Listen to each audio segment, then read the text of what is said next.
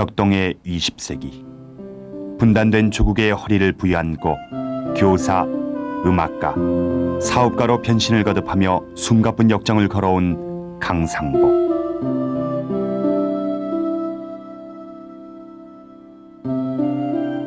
기록은 존재다. 노래가 부르는 순간 사라지고 말듯 기록되지 않는 것은 언젠가는 모두 사라진다.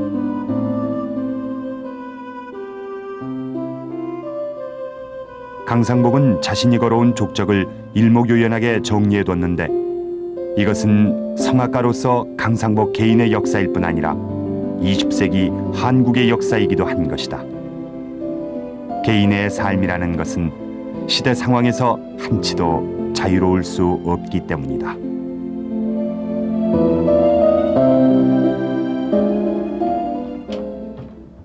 강상복은 팔순을 그리고 21세기를 목전에 둔 1998년 그동안의 기록과 살아온 생애를 한 권의 책으로 냈다.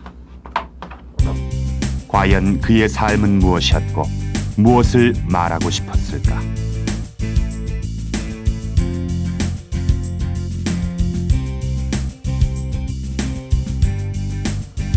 강상복은 이제 인생을 관주하고 있다.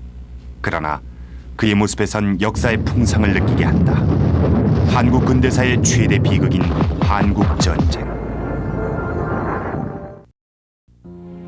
강상복은 1923년 평북 박천에서 신천을 본관으로 하는 강선응과 장선화 사이의 일남일녀로 태어났다.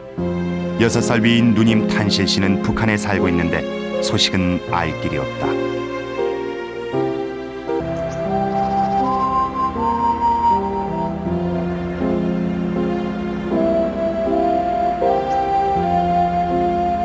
아버님은 북에서 돌아갔었어요. 그때 내가 서울 와서 음악전문학교 다닐 때 돌아갔었는데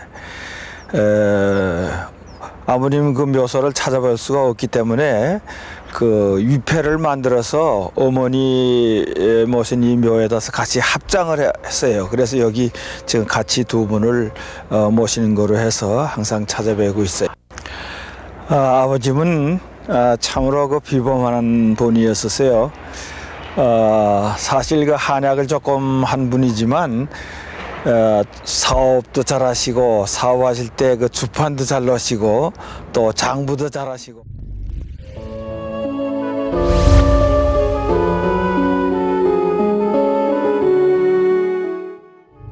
일제강점기 강상복은 6살 때 부친의 사업을 따라 낭림산맥으로 첩첩이 둘러싸인 희천 신풍으로 이주해 성장한다. 그 후 황해도 신천으로 나와 다시 사업을 시작했는데 부친은 이제에 밝아서인지 재산을 모았고 강상복은 비교적 부유한 성장기를 보낸다. 16세 되던 해 강상복은 정혼한 지금의 부인 이춘명과 결혼한다.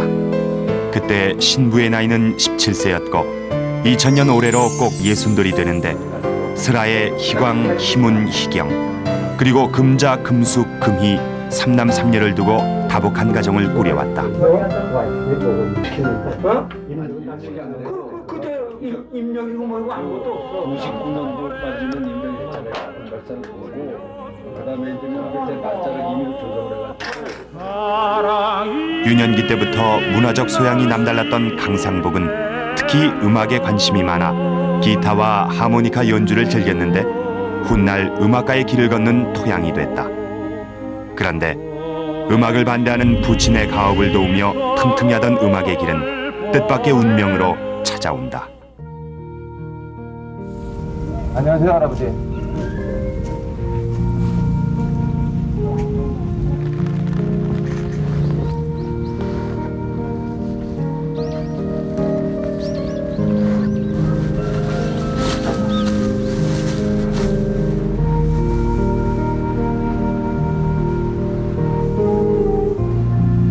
이렇게 확 풀어지고 꽉 비틀었다가 이렇게 해서 돌려 이렇게.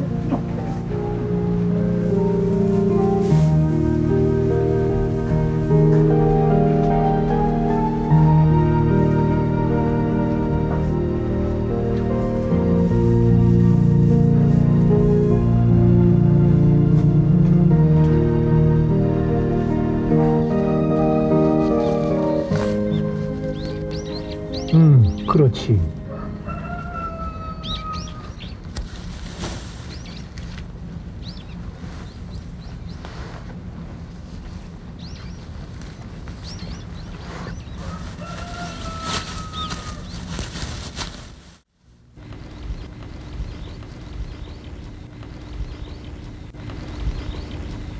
다 할아버지 덕분이죠.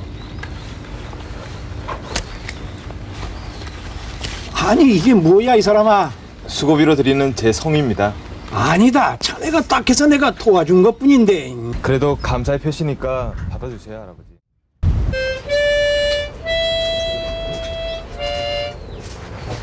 안녕하세요, 할아버지. 넌 음악 재주가 좋아서 교회 나가는 게 좋겠다.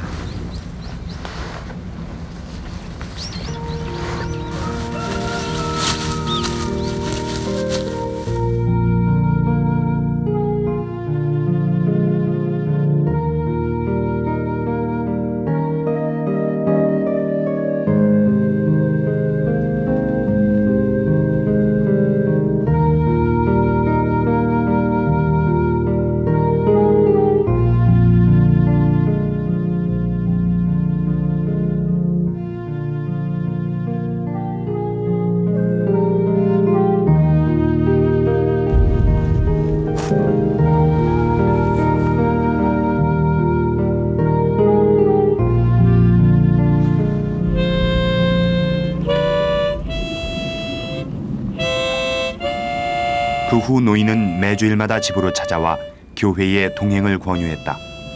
썩 내키지 않았던 강상복은 그때마다 노인을 피했다.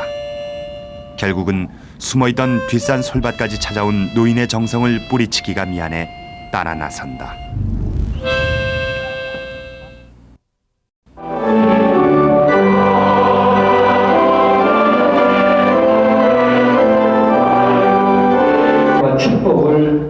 그렇게 시작한 신앙은 강상복의 삶의 전반에 깊게 투영된다.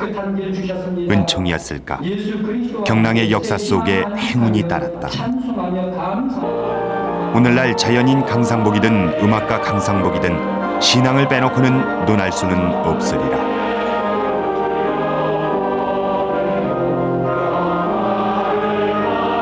교회는 취미에 머물렀던 음악 재능을 마음껏 펼칠 수 있는 장이었다. 성가대와 관악대 활동으로 클라리넷, 트럼펫, 트럼본 등을 배워 찬송가 합주를 하면서 강상복의 음악은 일취월장한다.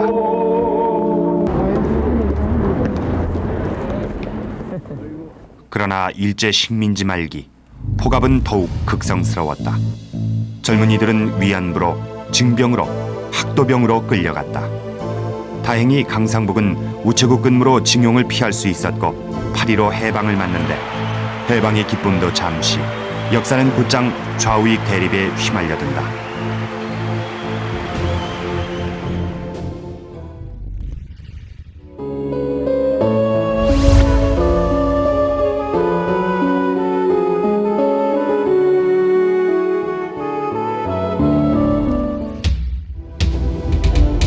이북에 소련군이 진주하고 공산정권이 들어선다. 지주들을 부르주아로 몰아세우고 기급투쟁과 종교 탄압이 극심해지자 강상복은 월남을 결심한다. 그래서 하루는 청년의 간부들을 모두 들어오라고 그러는 거예요. 그러나 청년의 간부들이 의논한 결과에 보위부에 들어갈 수가 없고 일시적으로 몸을 피하자고 그랬어요. 그러나 그 피하는 것이 하루 이틀이지 장기간 될 수가 없어서 결국 월남하기로 마음을 굳혔죠.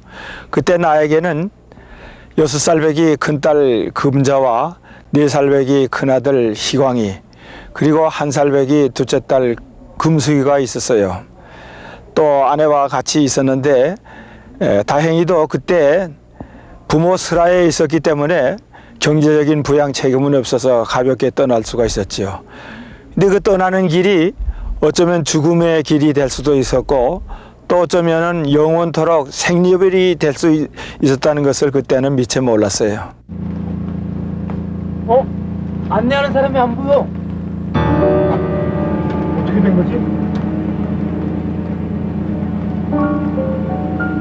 저기 배가 보인다. 우리가 타고 갈 것 같은데 가보자고.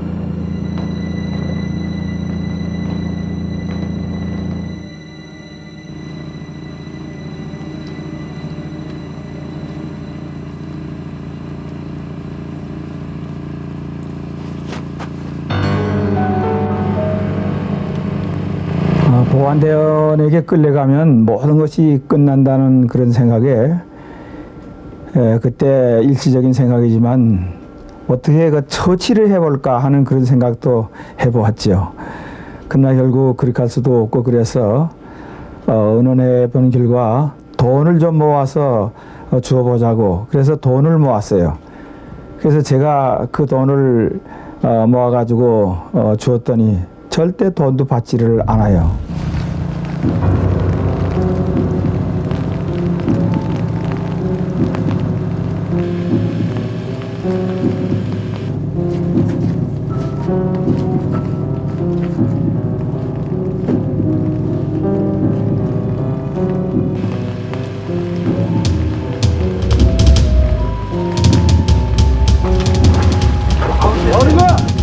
뭐 하는 거야? 우리 들어와.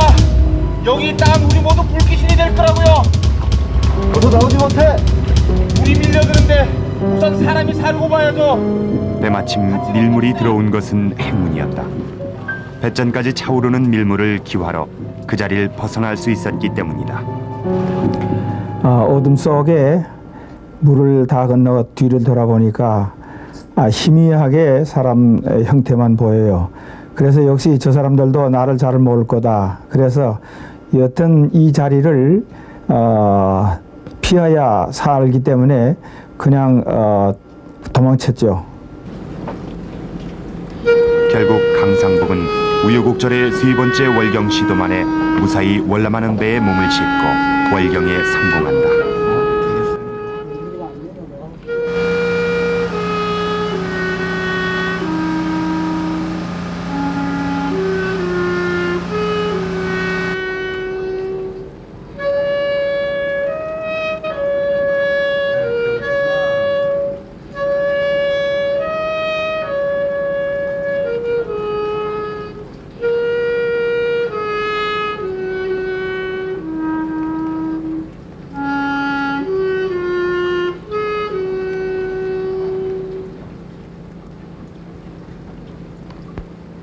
홀로 정처 없이 떠나는 길은 참으로 막막하고 외로운 길이었죠.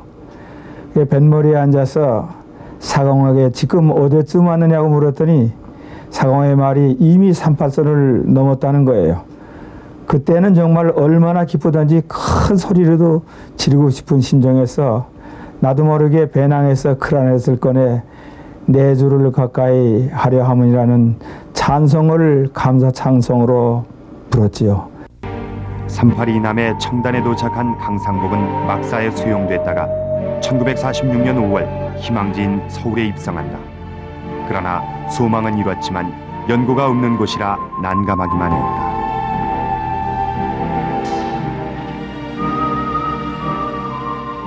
서대문에 먼 친척이 있어 찾아가 보았더니 별로 도움을 청할 처지가 못 돼서 결국 여관에 짐을 풀었죠.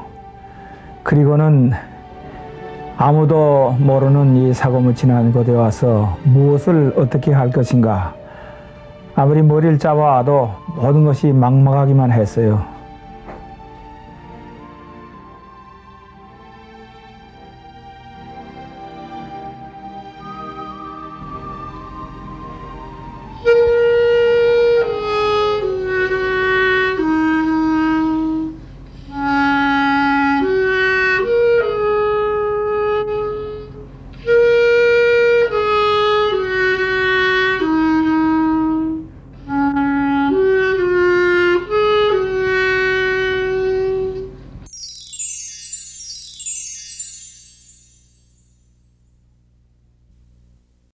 암담한 마음에 사로잡혀 크라넷을 꺼내 역시 찬송을 부르고 있는데 여관 주인이 오더니 아래층에서 누가 좀 보자는 거예요. 아래층에 내려가서 인사를 나누었더니 그 당시에 유명한 이승길 목사와 또 김낙현 장로님께서 토마스 전도대를 초주게 해서 전도 집회를 나가려고 준비하고 있었어요. 그런데 내가 부는 그 크라네레 소리를 듣고 나보고 전도대 음악 대장을 좀 맡아달라고 그래서 그때 내 형편이 오갈 데 없는 형편이라 그 자리에서 응낙을 하고 또 한편 생각할 때에 내 음악 생활도 할 수 있고 또 유명한 목사님들과 같이 신앙생활도 할 수 있는 것이 일거삼득인 셈이에요. 영국인 선교사 토마스를 기리기 위해 만든 토마스 전도대에 합류한 강상복은 옹진 연백 등지를 순회하며 반주와 지도를 맡아 활동한다. 그러면서도 그는 전문적인 음악 공부에 대한 갈증을 느낀다. 한 1년여 동안 전도대에서 활동을 하다가 결국 내가 이 38선을 넘어온 본 목적이 이거가 아니기 때문에 김낙현 장로님에게 서울로 올라가서 음악 공부를 좀 더 본격적으로 하고 싶다고 하니까 장로님이 쾌히 승낙을 하시면서 당대 그 유명한 개정식 박사에게 소개장까지 써주셨어요. 그래서 그 소개장을 가지고 서울로 올라가서 개정식 박사님에게 보였더니 서울음악전문학교를 그때 소개를 해 주셨어요.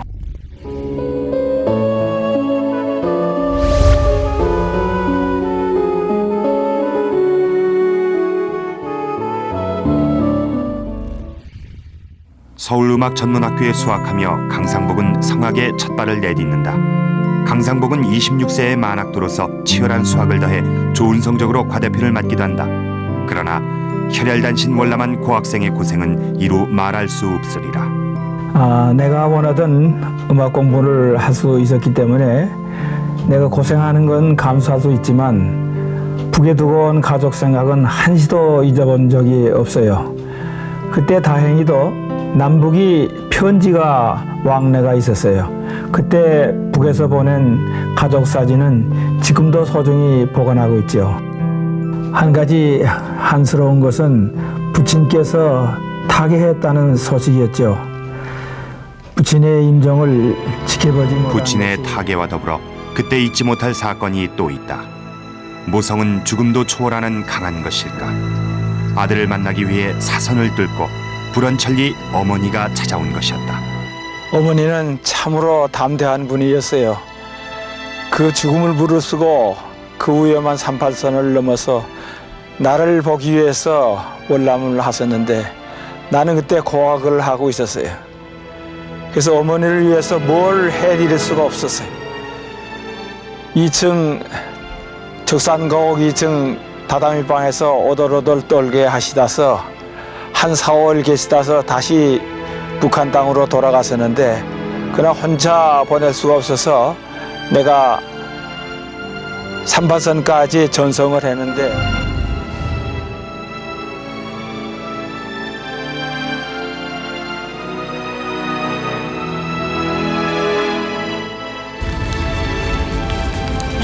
아유, 됐다. 이제 그만 돌아가거라. 응? 응? 저 고개까지만 모셔다 드릴게요. 아이고 고개만 넘으면 북한 땅이야. 위험해. 아이고 나 혼자 갈라. 너희 가. 아이고 됐다니까. 어이 가. 아이고 가.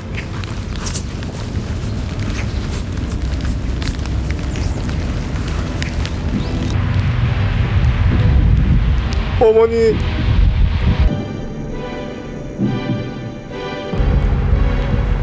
어머니! 건강하셔야 해요! 내 걱정하지 말고 어이 가. 어이 가라니까.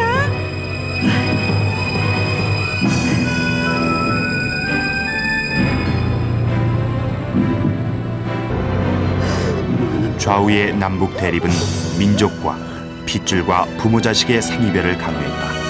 그리고 한국전쟁으로 이어졌다.